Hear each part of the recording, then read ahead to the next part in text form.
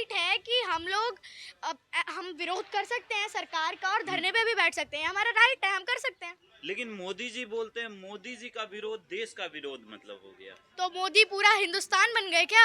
अब ये भगवान बना दिया था लोगों ने, अब हिंदुस्तान बना दिए। भाई हिंदुस्तान किसी आदमी के नाम पे नहीं चल सकता है। हिंदुस्तान एक बड़ा समुदाय है, हिंदुस्तान एक बहुत बड़ा देश है।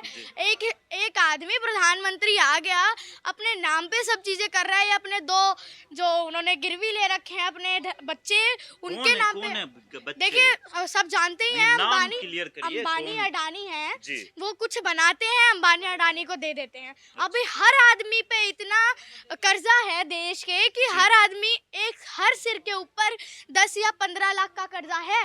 हर बच्चे जो आ रहे हैं 10 या 15 लाख का कर्जा लेके आ रहे हैं। मोदी जी के काम से आप खुश नहीं है?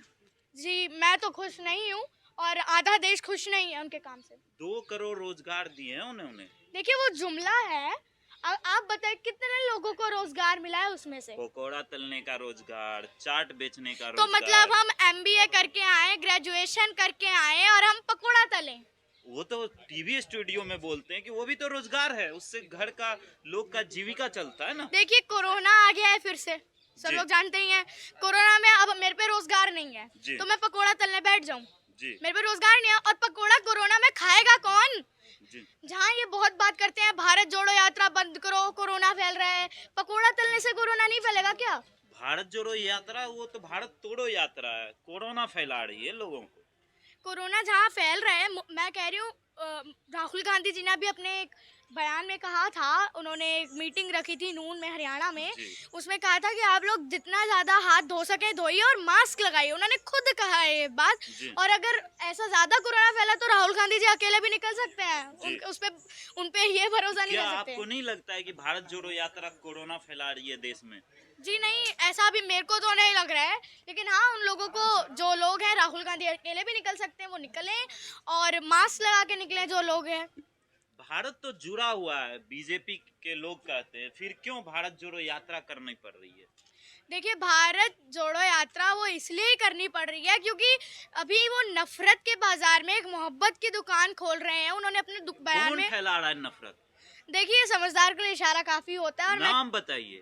देखिए नाम बताने से, टिप्पणी करने से ऐसा नहीं होगा, लेकिन हाँ जो सरकार अभी चल रही है हिंदुस्तान में वही नफरत फैला रही है, दंगे कराने की बात वही कर रहे हैं। नफरत फैला रहे हैं। उनके सांसद ये कह रहे हैं कि महिलाएं अपनी चाकू पहने कर लीजिए क्योंकि मुसलमानों को मारना पड़ सकता है। किसी भी सांसद कह रही है? देखिए समझदार के लिए मैंने पहले भी बोला है, इशारा काफी होता है। नाम लीजिए, साध्वी प्रज्ञा ठाकुर जी ऐसा कह रहे हैं। देखिए मैं उनका नाम तो नहीं लूंगी क्योंकि उनका इतना वो नहीं कि अब उनका नाम भी लिया जाए, क्योंकि उनका नाम लेने से हमारे ही बेइज्जती होगी। हिंदुस्तान, अगर उनका नाम गया आगे विदेश में तो हिंदुस्तान की बेइज्जती होगी। तो बहुत लोग तो खुश हैं, तभी तो उनको सांसद चुने हैं। देखिए इस बात पे तो मैं यही कहना चाहूंगी कि जो लोग चाटुकार होते हैं, अंधभक्त होते हैं, वो ही लोग ऐसी बातें करते हैं। जी, तो क्या कहेंगे? वो हिंदुओं के बचाव के लिए तो ऐसा कर रहे हैं कि अपनी चाकू की धार तेज कर लीजिए, कभी भी आपके ऊपर हमला हो सकता है। सही तो कह रहे हैं वो। देखिए कभी किसी मुसलमान ने हिंदुओं को कभी मारा है? कभी मारा है कि आओ भाई हम तुम्हारे को मार रहे हैं या हम घुस के मारेंगे तुम्हारे को? ऐसा कभी मुसलमान की टिप्पणी नहीं देखी है मैंने। हिंदू ही ऐसा क्यों कर रहे हैं? मैं खुद एक हिंदू हूँ और मैं हिंदुओं का विरोध इसलिए कर रही हूँ क्योंकि ये लोग ऐसे दंगे फैलाने की बात करेंगे तो मैं सबसे पहले, हिंदू होने से पहले मैं हिंदुस्तानी हूँ, तो मुझे ये देखना है कि हिंदुस्तान में हो क्या रहा है। और ये धर्म का अगर बात चल रही है, हमारे को बेरोजगारी पर भी देखना चाहिए, रोजगार भी देखना चाहिए और बाकी भी हमारी आर्थिक व्यवस्थाओं को भी देखना चाहिए हमारे हिंदुस्तान। 15-15 लाख तो दे दिए मोदी जी, अब आपके घर में आए? आपके घर में आए? मेरे घर में तो नहीं आए। किसी के घर में आए क्या? तो किसको दिए वो 15 लाख? बोल तो रहे थे। तो मैंने बोला ना उनकी बातें जुमला जाती है। मेरे घर में नहीं आया 15 लाख, ना मेरे नाना के आए, ना मेरी नानी के आए, ना मेरे मम्मी पापा के आए, किसी के 15 लाख नहीं आए हैं। आप जो टिप्पणी कर रहे हैं कि मोदी जी नफरत फैलाते हैं, मोदी जी तो प्यार से बात करते हैं भाइयों एवं बहनों, तो नफरत कहाँ उनके आवाज से निकलता है? कोई आतंकवादी आएगा, पुलिस स्टेशन पे बैठेगा, अब वो यही कहेगा कि डायरेक्ट ही अपनी टोन बदलेगा। वो तो यही कहेगा ना, सर मेरे से गलती हो गई, या ऐसे करके अपनी टोन रखेगा ना। और प्रधानमंत्री है, उनकी टोन अच्छी होनी चाहिए। अच्छा, तो नफरत कहाँ से निकल रहा है फिर? देखिए, जो उनके सांसद ऐसा काम कर रहे हैं, प्रज्ञा जी ऐसा काम कर रही हैं, एक सांसद भी बतौर सांसद कर रही हैं, और जो दंगे फैलाने की बात कर रहे हैं, ये नफरत फैला रहे हैं।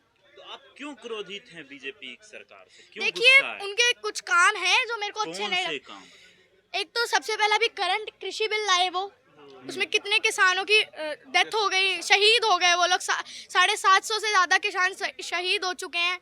दूसरी बात आप देख सकते हैं, जीएसटी में उन्होंने व्यापारियों का कितना कर्जा दिला दिया है, या कितना उनको इतना बिल्कुल कर्जे में डाल दिया है, और नोटबंदी में कितने लोग मर गए हैं, किसी की शादी टूट गई हैं, और लॉकडाउन में मजदूरों के साथ तो उन्होंने भला किया ही नहीं कुछ। तो वो किसान थोड़े थे, वो तो खालिस्तानी थे।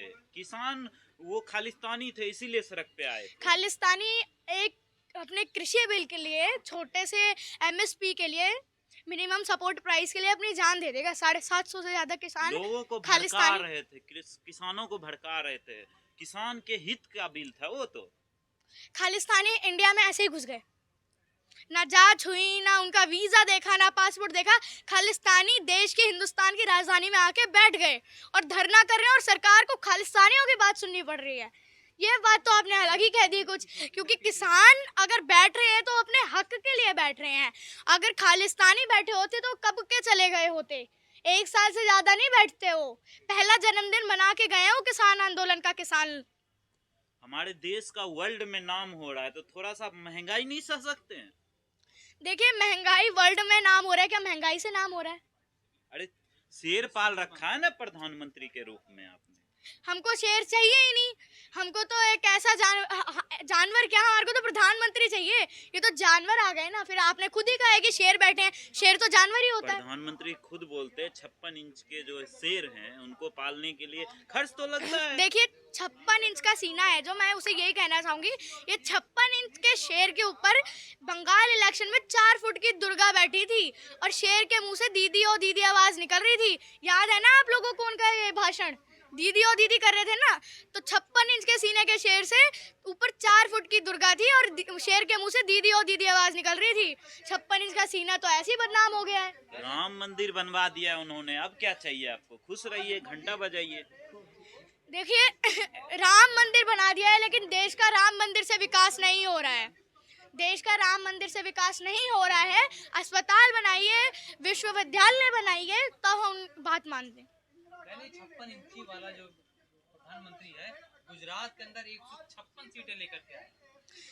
देखिए, गुजरात में लोगों का उनके साथ प्रेम है, लोग जानते हैं, वो वहाँ के रहने वाले हैं, तो लोग जानते हैं उनको अच्छे से, तो वो वोट देंगे।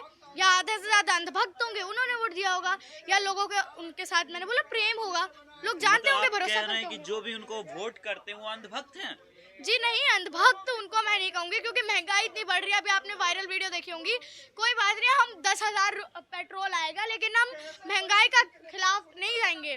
भाई, इतने तो तुम्हारी फीस भी नहीं आती होगी, आधे से ज्यादा तुम पेट्रोल में खर्च कर देते होंगे, जो महंगाई के लिए इतना सह रहे हैं। देशद्रोही घोषित हो जाओगे, क्योंकि लोग जो रोजगार मांगता है, जो शिक्षा मांगता है, वो देशद्रोही होता है इनके सरकार में। तो अब हम अपने इंसाफ भी ना मांगे, हम देशद्रोही हैं, हम पहले ही कह देते हैं हम देशद्रोही हैं, लेकिन हम इंसाफ लेके जाएंगे। और अगर आपको हमको देशद्रोही कहना है ना, आपको कोई हक नहीं है कि आप किसी भी हमारे को कह दें, किसी भी एंगल से आप हमारे को देशद्रोही नहीं कह सकते हैं, क्योंकि संविधान में लिखा है और हमारा फंडामेंटल राइट है कि हम सरकार के खिलाफ विरोध कर राम सकते राज्य हैं। नहीं चाहिए आपको? देखिए, हमको राम राज्य नहीं चाहिए, हमको एक ऐसा देश चाहिए जो सबको लेके चलता हो साथ, और एक विद्यालय बनाए, अच्छी शिक्षा हो, देश का नाम हो, और देश में नफरत की बात नहीं आए। अगर राम राज्य आ जाएगा तो महंगाई से भी आजादी, भुखमरी से आजादी, सबसे आजादी हो जाएगी अगर राम राज्य आ जाए। क्या राम जी आके फसल उगाएंगे? क्या राम जी आके देखेंगे कि देश कैसे चल रहा है? राम जी आके हिंदू मुसलमान का कम कराएंगे क्या? राम जी एक बड़ा स्वरूप है, वो भगवान है। अब ये थोड़ी ना कि भगवान खुद आएंगे यहाँ पे। जंतर मंतर पे लोग क्या मांग रहे थे कि गाय को राष्ट्रीय माता घोषित किया जाए, आप रोजगार मांग रहे हो, क्या बात कर रहे हो? गाय देश का कुछ भला करेगी? माना हिंदू के धर्म में गाय को बहुत अच्छा महत्व दिया गया है, लेकिन गाय हिंदुस्तान के लिए कुछ नहीं है। अभी हिंदुस्तान के लिए हिंदुस्तान के लिए अभी हमारे को एक अच्छा प्रधानमंत्री चाहिए और अच्छा गृह मंत्री चाहिए और अच्छे मोदी मुख्यमंत्री जी से चाहिए। अच्छा कौन हो सकता है? कह रहे मोदी जी तो